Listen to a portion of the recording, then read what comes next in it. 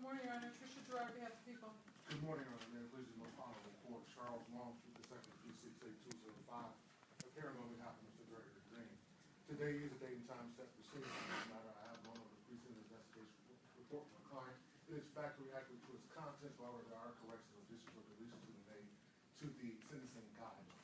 Okay, let's go over those. It's my understanding there was an agreement that PRV2 was incorrectly scored at 5 and should be 0. That's correct, Judge. That's correct. And that reduces the total PRVs to 45 with a level D. And I believe the other issue was with respect to OB10, how it should be scored. That's correct, Your Honor. Go ahead. Your Honor, OB10, as you know, pertains to exploitation of a vulnerable victim. 15 points is normally scored in cases where there is predatory conduct involved. In this case, based on the facts as we know them to be, I definitely think that that OB should be scored at 15 points. The facts of this case indicate that Mr. Green prepared for these murders. He shopped at a Home Depot a week before. He bought piping so that he could alter the exhaust system of the car where the two youngest children were ultimately asphyxiated. He knew what he was going to do. He planned it. And I think by nature of that alone, 15 points should be scored for predatory conduct. Additionally, we have the domestic relationship with Faith Green. She is also a victim in this case, victim of the torture count and the assault with intent to do great bodily harm count. I also think that in his planning of these crimes, that she was preyed upon and she is a vulnerable victim. So at the very least, 10 points is appropriate. Go ahead, Mr. Olson. The defense leaves it in the court discretion. Okay, as we discussed in chambers, OB10, it's my understanding exploitation of a vulnerable victim means exploiting essentially the weakest in the herd, which would be someone, either the elderly or someone with a mental disability. Otherwise, nearly all conduct with any intentional crime would be considered predatory. I do agree with the people that it should be OB10 because the offender exploited his domestic relationship with Ms. Green. So I will score that, which takes us to 315.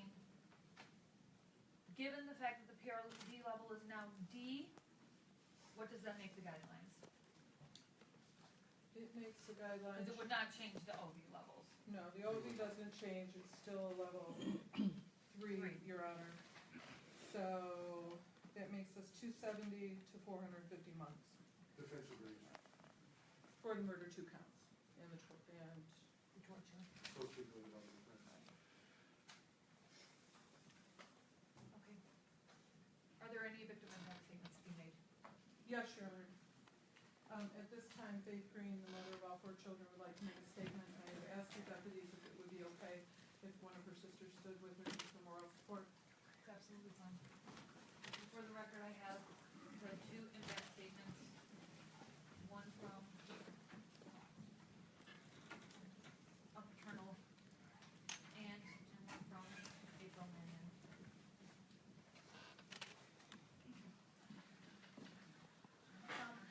Please state your name for the record.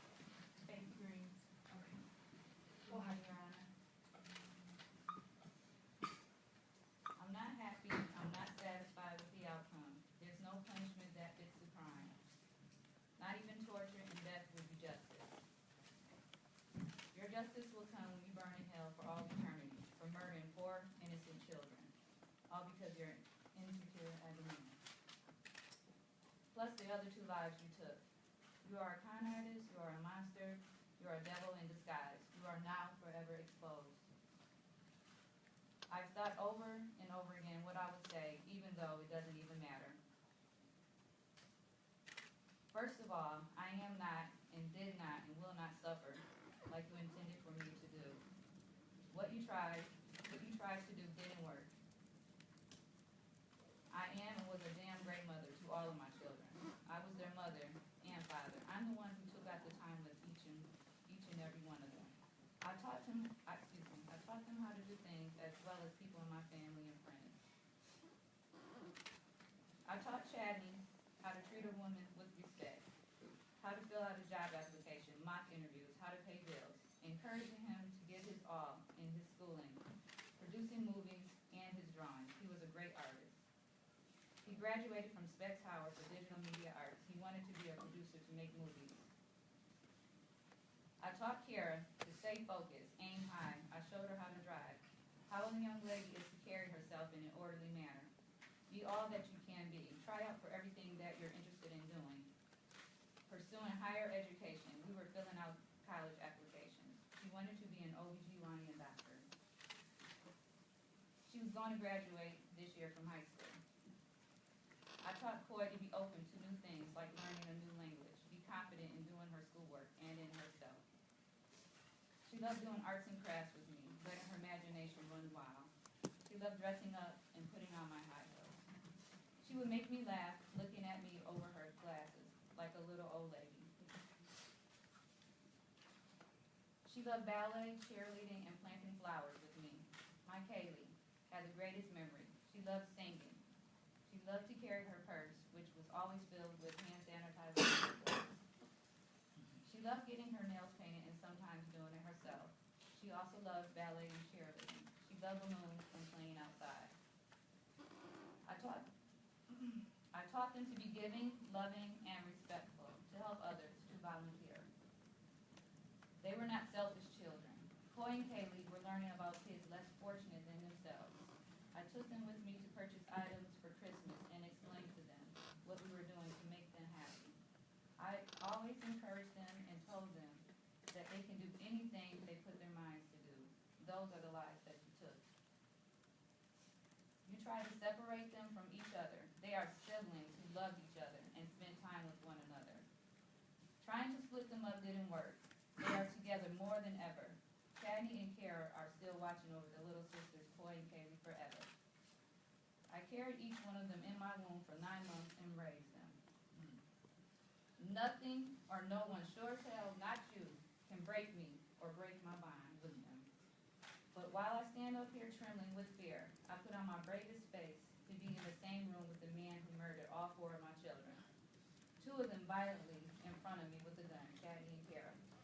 And he killed my other 2 babies, Coy and Kaylee, with a hose that ran from the tailpipe of his car to where they were innocently sleeping. As if that wasn't enough, let me tell you about some of the devastation that it has actually done to me and my family. My short-term memory is gone. Doctors tell me it's my brain protecting me from the memories of my children being shot in their heads right in front of me, while I was gagged, duct taped, and zip-tied. Every time I find strength to get out of bed, as soon as I walk, I'm in extreme pain, sharp pain, from where he shot me in my foot. They don't know if I'll ever walk again without pain. Think about that for a second. Never being able to again to walk without pain. My doctors say I have post-traumatic stress disorder. That's where the migraines and nightmares come from. Sometimes I dream of the night all this happened and wake up screaming and sweating, thinking that I can save my children somehow. Then I realize that the nightmare is actually reality, and my children are really gone, and I try to find the strength to start my day somehow. Other times, there's just crazy nightmares that I wake up from in fear and try to understand them, but I'm told that they all link back to this horrific experience I have had. I can't think of the last time I really rested without medication. I can still feel the zip ties around my wrist, and it triggers horrible memories of that night. There's times I find myself drifting off into thought and then realize I'm not thinking of anything. I'm empty. Lost. I'm lost, not really knowing what to do with myself, just existing day to day. I miss my children so much that words will never be able to explain. All I ever wanted to be was a mother, a wife, have a happy family, raise my children to be productive members of society, and be happy. The reality I face now is this will never happen for me. Time will never heal this wound. I will always be empty. A part of me will always be missing. If the day ever comes when I do wake up, and it's not the first thing that I think about, when I look in the mirror, I will always be reminded by the scars he put on my face, cutting me from my ears to my chin with a razor blade box cutter. The pain on the left side of my face never goes away. He cut me so deep that it severed multiple nerves that may never heal correctly. I lost so much blood. I was in critical condition for days. I should have died. Some days I wish I would have. He has scarred me for life. My whole family is devastated emotionally by what has happened. But it has extremely been hard on my parents. They love their grandchildren with all their hearts. Most days my mother has a hard time getting out of bed and has been in the hospital a few times, but my father is taking it the hardest. He's not the same person he once was. The stress has taken a toll on his health. 2 weeks ago, he was taken to the hospital because he had a stroke. I honestly don't know where to go from here. I'm numb. There's a hole in my heart and soul that can never be repaired. The loss to me is so big that I will never truly recover for the rest of my life. I will be forever in pain and heartbreak. This wound will never heal. This wound will never heal. I would like to thank the court and you, Your Honor, for the time you have allowed me to speak. I would like to thank the prosecutor's office and staff and all the police officers who helped in this case. In closing, I understand the recommendation of the sentence, but I would like to recommend, as a victim myself and the mother of all 4 murdered children, life in prison without the chance of parole. Thank you, Faith Green. Anything more from the people? Your Honor, I have just a few statements to make. I would note for the court, I believe you mentioned that there were a couple of typewritten victim impact statements from the Allen side of the families, the family of the 2 older children that were submitted for your consideration. I would also be remiss in stating that, not mentioning that there are members of the Allen side of the family in court today. They have chosen not to make a verbal statement, but I have assured them that the court has considered your statements in the sentencing today. I'd also like to make it clear that, as a prosecutor, I've been involved in this case since the night it happened. Every police officer, every victim advocate, every prosecutor that has looked at this file or touched this file or worked on this file will forever be affected. I tried to think of what I could say today, but honestly, Judge, there just aren't any words. It is tragic, it is heinous, it is beyond evil, it is unconscionable what this man has done. And as Ms. Green stated, these scars will never heal. They never will. Also, I would like to make it clear that this plea agreement was not entered into lightly by the prosecutor's office. There was a great deal of consultation with the family members of these 4 children. They understand that there is a possibility of parole, but they also understand that Mr. Green sits before you as a 50-year-old man who will not be eligible for parole until he's 97. It is the sincere hope of the people in this case that that day never comes. Thank you, Your Honor. Mr. Longstreet, would you like to say anything before I get your client on the speak? The defense is respectfully requesting the court abide by the sentencing agreement in this matter. Thank you. Thank you. Mr. Green, this time and date set for sentencing, is there anything you'd like to say on behalf of the officer? I just want to say, well, first of all, it's in God's hands. He can judge. I do regret, and I'm sorry for what has happened.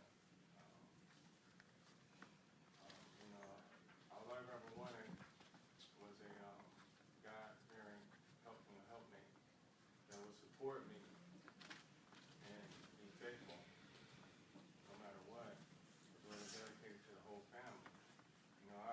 That put aside, I have to be humble, very humble, because God knows the heart, and He knows how regretful, how sorry I am. And even now, after all this, He still has a plan. And I'm not giving up on that plan. Because God is God. And there's not one day that go by that I don't think of my girls. Not one day, often picturing them playing and talking to their Heavenly Father. And, I pray that God be with Chadney and Carol. I feel bad for how this has deeply impacted everyone. And may God help them, help me, help us all. That's all I have to say. Okay. Mr. Green, of all the tragic cases this are the worst. Fathers are supposed to protect their children. Yes. Husbands are supposed to protect their wives. I didn't know how I would sit here this morning and get through listening to Ms. Green testify about what happened in this case. Yet I look at you and you appear utterly unmoved by everything that she said. Your actions are inconceivable and beyond understanding. I hope that the families affected by this tragedy can heal. As a practical matter, this court is confident that if I follow the sentence agreement in this case, you will never be released from prison. And rather than decide to, in the event I were to say, nope, this isn't enough, the family would be forced to take this to trial, and I don't want Ms. Green to ever have to endure what happened again. She already has to live with it every day. So, for that reason, I'm going to follow the sentence agreement. I'm convinced that you will be incarcerated for the remainder of your life. Thank you! That's practically speaking. With respect to counts 1 through 5, as I said, I am going to follow the sentence agreement. You're going to be sentenced to 45 to 100 years in the Michigan Department of Corrections. Count 6 to 10 years in the Michigan Department of Corrections. All will be consecutive, or concurrent with one another and consecutive to count 10 for the felony firearm, which will be 2 years in the Michigan Department of Corrections. You will receive credit for 161 days. You must pay $476 in state costs, crime victims assessment in the amount of $130, court costs in the amount of $1,300, attorney's fees in the amount of $400, and a $60 DNA fee. Since this was a conviction by plea, you can file an application for leave to appeal for conviction attendance with the Court of Appeals. Can't afford an attorney. One will be appointed for you, and that request must be made within the next